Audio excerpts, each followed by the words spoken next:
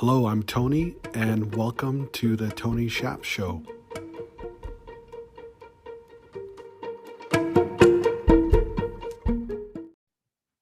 Welcome back, everybody. This week I have Justin with us. We've become close friends super fast, and I can't wait for him to talk to you and for you guys to learn more about who he is, what he's all about, and what he's up to. So with that said, Justin, I wanted to give you a big, warm welcome to the Tony Shap Show.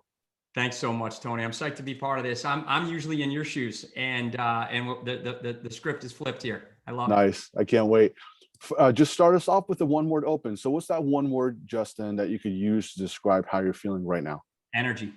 Perfect.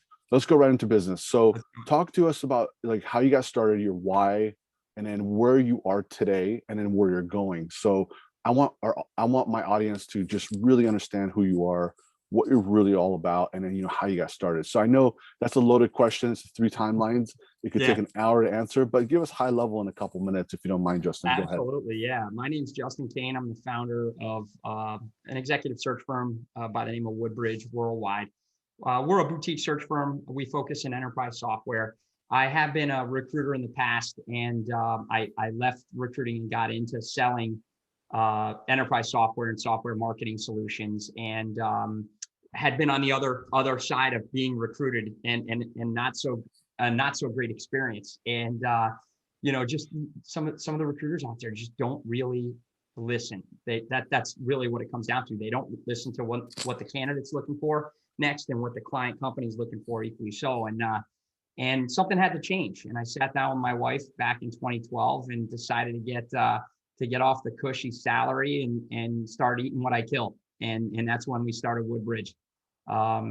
It's been great. So where we're going is we actually just hired a full-on recruiter. Right now, there's 3 of us. We've got a full-time researcher. She's amazing. We'll talk about her in a few minutes. And another recruiter, Mike Cavalier. He's a great guy and running the industry. So we're working with enterprise level clients. We work with C-level executives and some of their team, like VPs of sales, CMOs, et cetera, to help them build their teams. Awesome.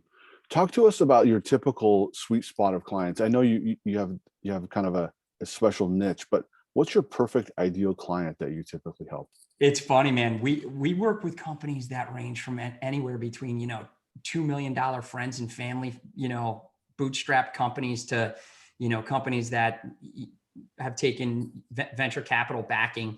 I'd say that companies under $100 million in annual recurring revenue are really my sweet spot. I mean, companies that are over the $100 million mark or just get over that mark, they're experiencing different things, right? They bring in internal recruiting teams. We work with internal recruiting teams really, really well. I know a lot of recruiting firms, external firms don't, but we love it because they essentially become our moles, right? Our internal advocators, and it works out really well. But I'd say from that bootstrap startup to companies that are anywhere between 90 to 100 million in annual recurring revenue. That's awesome. I've been in organizations before where we had a full department of HR, but the recruiting firms came in and they almost added jet fuel to the fire. They helped out HR because HR is in there interviewing, pre-screening, background checks, new day hire stuff, and then they're like, oh no, we need to fill the top of the funnel with new candidates. So that's great that you said that. Let's talk about a recent win, Justin. Can you share with our audience something that you recently experienced in a business context that you consider a big W, and also what you learned from it? You know what, man? I'm going to go way back to 2012. Actually, the biggest win was our first placement. As I said, the wife and I, Cindy and I, sat down and decided to take this on, and it was nerve-wracking. It was a little nerve-wracking. I went 3 months without a paycheck, right? And but thankfully, thanks to her, we had prepared financially to make it that time frame. And we got the first placement. I was paid within 3 months, and it was off to the races. It's been great. So that's what I'd say is getting over that hurdle. I know this is about entrepreneurs and taking the chances and taking the risk. And once you get that, you're out of the stable. I really feel like that's important. That's awesome. Never looking back after that first client that you know, that's how you know you got a real business. I mean, you already got the experience and all that good stuff. Let's talk about a not so recent win. I want to say it in a nice way. Like I say failure, but some people don't like that word. But Failure's good. right? It is what it is, as long as we learn from it. So share with us, you know, a failure that you I'm going to had. throw you for a loop on this one, man. I'm the biggest failure. The daily struggle. It's me. It's getting up every single day. It's telling myself I'm the best recruiter out there. It's telling myself that I'm great at what I'm doing. You know, sometimes we live days, we live weeks, we live years, you know, doing the same thing over and over. It's the definition of insanity, man. We get up every single day and we do the same thing over and over again, expecting a different outcome. It doesn't happen. You need to get up every single morning and reinvent yourself. You know, I would say that is, you know, social media, all this BS that we can get so sucked into. It's right there. It's readily available. And you really need to have, and it kind of exude that self-control to not get sucked into it. I mean, and I don't think anything's a failure because I think you can learn from anything, but I think that technology today has made it so easy for us to do everything. And it's right at our fingertips. So I think one of the biggest things that I need to do is make sure that I got the reins, you know, of the horse, and I'm making sure that I'm focused every single day doing what I'm doing what I'm supposed to be doing, as opposed to, like, you know, looking on Twitter or looking on Facebook or looking on, you know, I mean, who cares? Save that for after dinner. You know what I mean? Absolutely. Yeah. Yeah. I mean, to your point, you said it pretty well. I mean, I was talking to another entrepreneur last week, and she was saying how, you know, you're fighting a department of maybe 100 or 200 of engineers and social engineers that developed the app to become addicting for you to be engaged. So you have to fight that, and then, you know, go back to, like, you know, doing stuff that really matters, right? Unless your whole business comes from social media. But that's great that you said that. I couldn't help not to think about that conversation I had with that person last week. So talk to me about, I know you have a lot of experience, you've had a lot of success, and you're continuing to grow. If a founder is listening to you and they're at that point of just, you know, stagnation, if, you know, sometimes people experience that. So what would be your number one advice you could give to someone that is a founder? They're responsible for producing paychecks and bringing in clients and, you know, everything for their business. If you could give that person that's dealing with stagnation, so to speak, Justin, what would that be, one tip that you could give that person? You know, I don't want to repeat myself, but, you know, you got this day and age, it's such a fast-paced world, right? Like we're talking about technology at our fingertips. And, you know, I think that everybody is so, like, used to just getting that email, you know, providing information. Let me get more information. Okay, I'll give you a bunch of info, but we're going to talk about it first. I think that I think we really need to get back to the grassroots of selling. Let's just talking about producing that paycheck, because if you don't sell, you don't produce paychecks for many departments. So I think, you know, picking up the phone, you know, I know you and I have spoken a little bit about, you know, what makes us different, and you know, what are the best tools, the best learning tools. The best learning tools, man, are getting in the trenches, right? Talking to people, understanding who you need to be working with in an organization, you know, like, so how do we get people out of a rut? Yeah, you need to push them, you need to facilitate them, but your people are your biggest asset for sure. So it's super important to make sure that you're taking care of them. And by the way, we're in the midst of a worldwide pandemic right now. So, like, a lot of folks don't think about this. You know, 50% of people have the ability to really work from home today, you know, in them. The other 50% of other people don't. They need to be in an office. They might be single. They might be sitting in a 300 square foot apartment in Manhattan and really, like, look forward every single morning to getting out and getting into an office. They don't have that. So you really need to focus on your people. And I think if you're focused on your people and really taking the time to check in with them and see how they're doing and talk to them and help them and be there for them as a leader, you're absolutely going to push through that tough time. That was really powerful, Justin. Thank you very much. Absolutely, Tom. Can you share with us your favorite online business tool that you can't live without? Um, wow. So I got to point this one to my researcher, Carrie. She's got access to every single one of my online tools, right? So what we do is we talk with the client company and we discuss with them what they're looking for next, right? In these hires. And then what I do is I take copious notes, handwritten notes about the what the client company is looking for, and then essentially turn that into what we're looking for internally. So Carrie and I work on that together. She has access to all the tools that we pay for. I would say that our CRM, we use a recruiting CRM by the name of Luxo. It's a great company, great people, very responsive.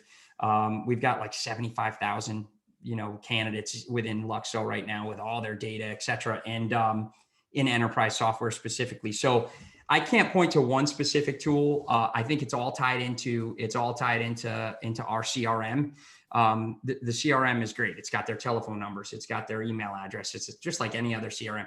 It's got their LinkedIn profiles. It's got their resumes if we've got their resumes. So Carrie works behind the scenes in all that, making sure that things are populated. You introduced me to what was the name of that Venture Deal? Yeah, I've since signed up. That seems like a really cool tool as well. There are just a million and one tools out there. I kind of go about it the old fashioned way by picking up the phone. That's my deal. awesome. Now, if you could turn back time and you could, tell the 21-year-old Justin only one advice, like, Justin, this is what you need to do. You're 21. This is what you need to do. What would you tell your 21-year-old self? Holy cow, man. That's really big. So I live my life looking through the windshields, right? You can't look back, but that's why the rear view mirror is this big and the windshield's this big, right? You crash your car if you're looking in the rear view mirror the whole time.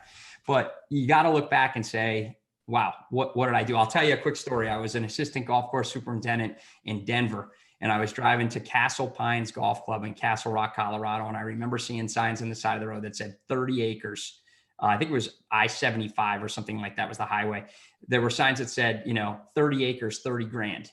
And I always said to myself driving down there, this little whippersnapper saying like, oh man, if I could afford that, you can afford it. Go do it. That's the biggest advice. If I had bought, I should have gone to the property owner and said, you know what, I'm going to buy 2 lots, but I'll give you 50 grand, 2 for 50, you get 60 acres, roadside south of Denver, you would have been talking to me on an island and, sitting at a resort in Antigua right now. So the whole thing is like, what if, there is no what if, just freaking do it.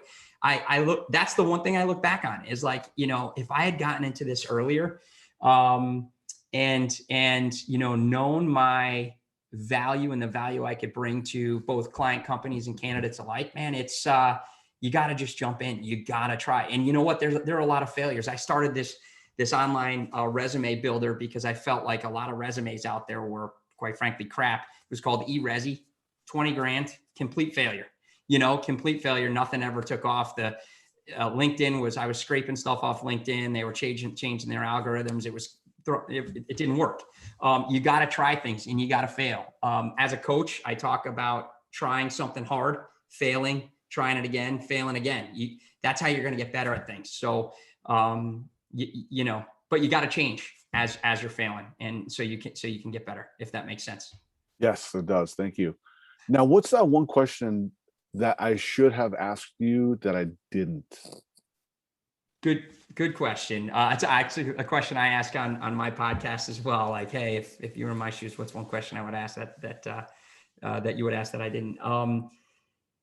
We're a boutique search firm and we command higher fees than, I got air quotes for people that are listening to this around my head, than industry standard. There is no industry standard for the best. I'm telling you right now. We don't just source candidates off a resume pool and send them in. We spend, collectively 2, maybe 3 hours with candidates before they're even presented. So I guess the question is why do you deserve these large fees? What makes you better than all the others? And the fact is that we're in the market. You're talking to, a founder of a recruiting firm that has actually sold technology before into major brands like Hertz, like Target, like Avis, big brands. And, we understand what it takes to be successful. So it's much different than, some of these other recruiting firms that, are driving people to determine how many calls did you make today? How many people did you connect to? How many new job orders did you get? How many send outs, meaning how many candidates did you recruit to send out to a specific opening? How many placements did you make? That's not what we do.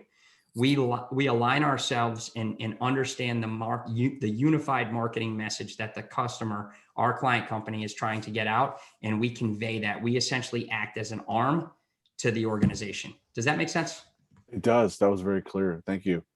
How can our listeners get a hold of you if they have any questions or if they want to find out more information? I'd love them to get a hold of me, man. If they can't find my contact information, they ain't looking. I'm on LinkedIn. You feel free to post my email address. I'll send you have my direct email address, but we can share that here. My LinkedIn profile, our website, Facebook, our own podcast, the list goes on. And you and I are going to be doing a lot of this together, I feel. Absolutely. Yeah. I can't wait. And I'll be sure to put your links in the bio, in the show notes as well.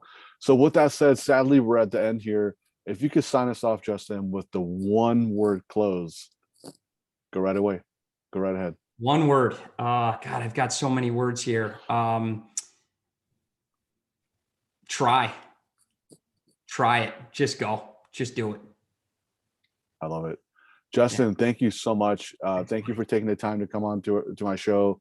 And now we have a better understanding of who you are. We went from not knowing who you are to understanding exactly who you are, what you do, and who you do it for.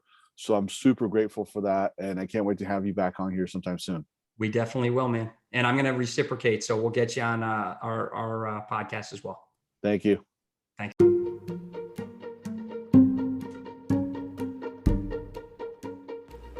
And there you go. I hope you enjoyed it, and great to have you, and thanks for listening, and don't forget to subscribe and stay tuned for the next episode. Till next time, onwards and upwards.